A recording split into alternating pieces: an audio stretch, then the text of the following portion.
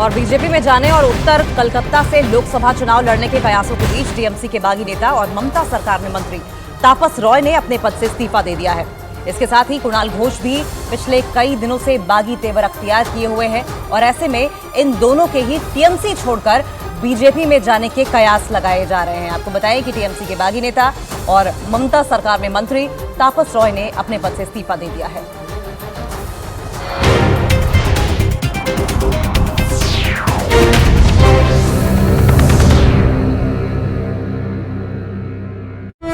देशों को 450 करोड़ डॉलर यानी भारतीय रुपयों में करीब 38,000 करोड़ की मदद नहीं देता। मालदीव के राष्ट्रपति ने इसी साल जनवरी में चीन से लौटने के बाद इशारों में भारत पर दादागिरी करने और धमकाने का आरोप लगाया था।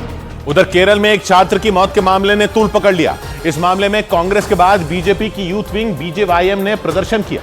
प्रदर्शनकारियों ने पुलिस पर इस केस की जांच में लापरवाही बरतने का आरोप लगाया और केरल के तिरुवनंतपुरम में मार्च निकाला। लेकिन पुलिस ने मार्च को रोकने के लिए प्रदर्शनकारियों पर पानी की बौछार कर दी। पानी की मोटी धार ने थोड़ी देर के लिए इन प्रदर्शनकारियों को रोक दिया। वो बैरिकेड पकड़कर खड़े हो गए और अपनी जगह से हिले तक नहीं। इससे पहले इन लोगों ने मार्च को आगे बढ़ाने के लिए बैरिकेड हटाने की कोशिश की। बीजेपी के यूथ विंग बीजेवाईएम के कई कार्यकर्ताओं ने एक साथ बैरिकेड हिलाने शुरू कर दिए। इन लोगों ने पूरी ताकत झोंककर बैरिकेड हटाने की कोशिश की और तभी पुलिस ने उन पर पानी की बौछार कर दी और प्रदर्शनकारियों को रुकना पड़ा।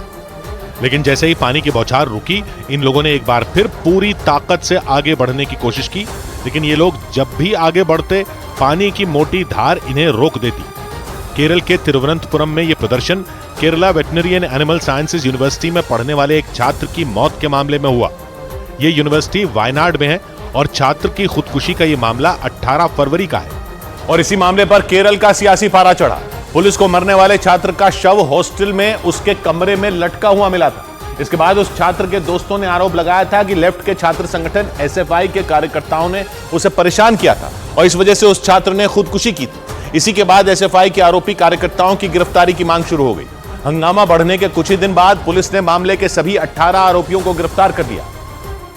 लेकिन मामला शांत नहीं हुआ और केरल में विपक्ष ने प्रदर्शन जारी रखा और मार्च निकाला। इस मार्च को रोकने के लिए बैरिकेड भी लगाए गए। प्रदर्शनकारियों ने पहले इसे कूदकर पार करने की कोशिश की। इस चक्कर में कुछ प्रदर्शनकारियों की पुलिस से धक्का मुक्की हुई और जब ये लोग बैरिकेड पार नहीं कर पाए तो पुलिस की तरफ बढ़े और इनकी एक बार फिर पुलिस से खींचतान हो गई। इसके बाद प्रदर्शनकारियों ने पुलिस के सामने ही नारे लगाए। जिस छात्र की मौत पर केरल का सियासी पारा चढ़ा, उसकी रैगिंग का आरोप लगा और पुलिस के मुताबिक आरोपियों ने उस छात्र को बेल्ट और केबल के तार से बुरी तरह पीटा था। आरोप लगा कि छात्र की करीब 4 घंटे तक पिटाई की गई थी। पुलिस ने मामले के 18 आरोपियों को अदालत में पेश करते हुए उन्हें जमानत नहीं देने की मांग की। इधर दिल्ली के करीब हरियाणा के फरीदाबाद से एक ऐसा वीडियो सामने आया जिसने पूरे शहर को खौफ से भर दिया।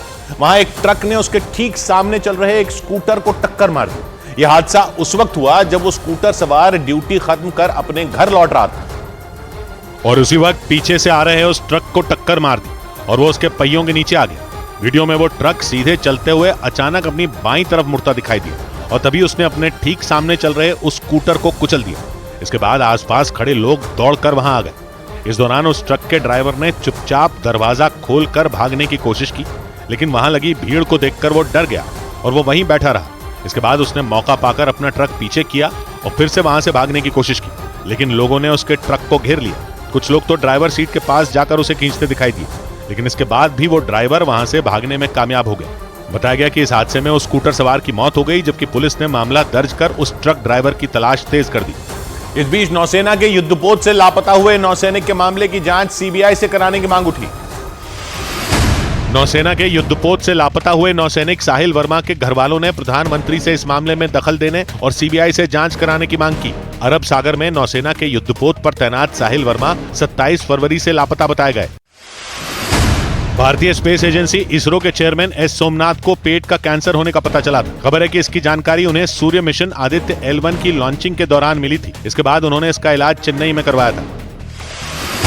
खबर है कि दुनिया के 8 बड़े शहरों में पीने का पानी खत्म होने का खतरा बढ़ गया। संयुक्त राष्ट्र की एक रिपोर्ट के मुताबिक इन शहरों में 2030 तक 40% तक पानी की कमी हो सकती है। इनमें भारत का शहर बेंगलुरु भी शामिल है। उधर पंजाब विधानसभा में कांग्रेस नेता प्रताप सिंह बाजवा और मुख्यमंत्री भगवंत मान के बीच तीखी बहस हो गई। बजट सत्र के दूसरे दिन विधानसभा की कार्यवाही शुरू होते ही भगवंत मान ने एक ताला चाबी स्पीकर को दी और सदन के दरवाजों को बंद करने की अपील की। इसी बात पर कांग्रेस नेता भड़क गए और हंगामा शुरू कर दिया। लेकिन हंगामे के दौरान ही कांग्रेस नेता प्रताप सिंह बाजवा को मुख्यमंत्री भगवंत मान ने जबान संभाल कर बात करने की नसीहत दे दी।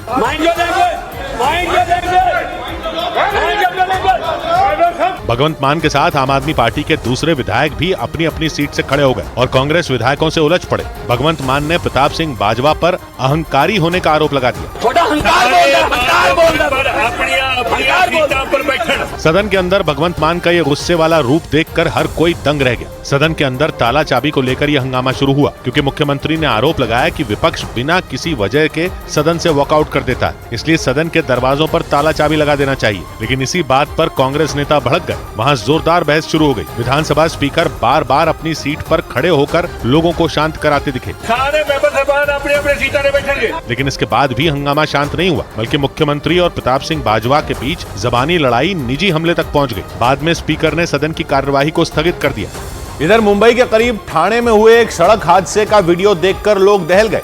वहां नवी मुंबई में एक तेज रफ्तार बस डिवाइडर के ऊपर चढ़ गई, लेकिन डिवाइडर पर चढ़ने से पहले उसने सड़क पर एक कार को टक्कर मार दी और टक्कर मारने के बाद वो बेकाबू होकर डिवाइडर के ऊपर चढ़ती नजर आई। वीडियो में कुछ देर के लिए ऐसा लगा कि उस बस ने किसी विमान की तरह उड़ान भरने के लिए रनवे पर दौड़ लगा दी हो।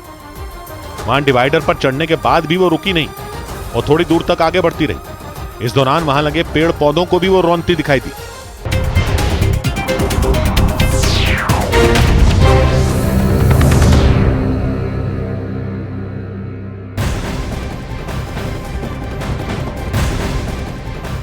और लखनऊ में आज योगी कैबिनेट की अहम बैठक होगी। सीएम योगी की अध्यक्षता में कैबिनेट की बैठक होने वाली है और इस बैठक में कई प्रस्तावों को योगी कैबिनेट मंजूरी दे सकते हैं। चुनाव के पहले योगी कैबिनेट की बैठक बहुत बेहद अहम मानी जा रही है क्योंकि किस तरीके से उत्तर प्रदेश में जो सरकार की तमाम योजनाएं हैं लोगों तक पहुंचानी है, इसका एजेंडा भी तय इस बैठक में किया जाएगा। मुख्यमंत्री योगी आदित्यनाथ खुद इस बैठक की अध्यक्षता करेंगे और इस बैठक में कई प्रस्ताव ऐसे होंगे जो कि योगी कैबिनेट मंजूर कर सकती है।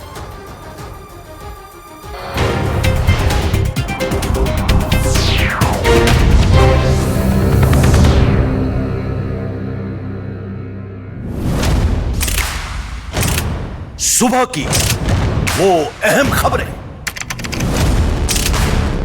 जो बदलती हैं दिन का रुख, तय करती हैं देश की दशा और दिशा और डालती हैं आपकी जिंदगी पर सीधा असर।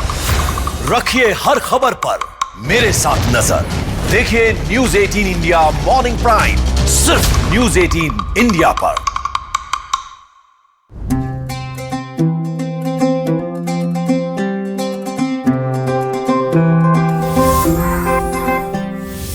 की हूँ कोई बच्ची नहीं, नई हूँ पर कच्ची नहीं। मानो या ना मानो तुम, कुछ बड़ा करने की है बारी यही।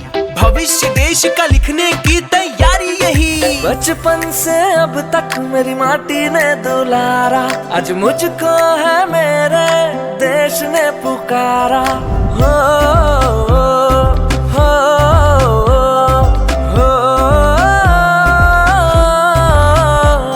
ये जीवन ये तन मन सब कुछ है तुम्हारा, आज मुझको है मेरे देश ने पुकारा। जो सोचे और ठाने तो करके दिखा दे, ऐसे है मेरे देश के फौलादी इरादे। आज चल पड़े हैं हम सबके कदम, बदलने भाग्य देश का निकल पड़े हैं हम। हो, हो,